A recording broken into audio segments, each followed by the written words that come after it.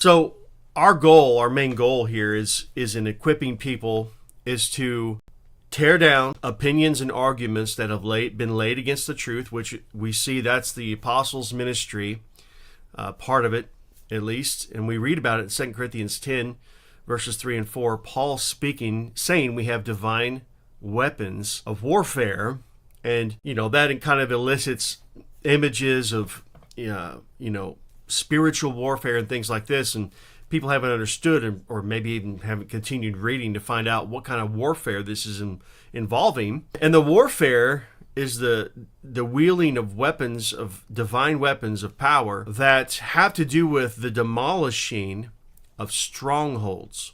Now, again, that might lead you to believe that we're dealing with, demonic strongholds maybe in the heavenlies or over cities or something like this. But again, this is not what he's talking about. The strongholds that Paul is talking about are the strongholds having to do with the mind. And this is where the famous passage is, taking every thought captive to bring it into obedience to Christ. So what he's talking about, as he goes on to say in verse 4, that we have divine weapons of power to demolish strongholds that exalt themselves against the knowledge of God. Okay?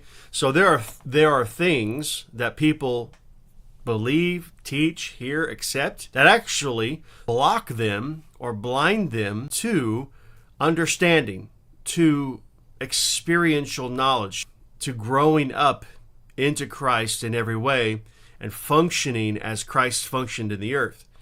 So verse 4 says, demolishing opinions and arguments that are laid against the truth. So these opinions and arguments then have come in and been sown intentionally. And these are things that Jesus addressed in Mark chapter 7, the whole beginning of chapter 7. He's talking to the religious leaders of his day, and he said, you have had handed to you teachings of men that make the word of God void and no effect. And that word void in the Greek means to literally remove the authority of. Now, to everybody who's ever asked me, why are there more miracles in other places than America? You know the answer now. It's because America is the breeding ground for opinions and arguments that are laid against the Word of God. And they make the Word of God of no effect.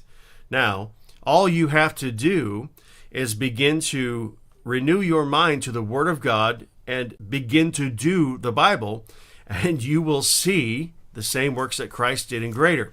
And we have proved that you can get the same results in America as anywhere else.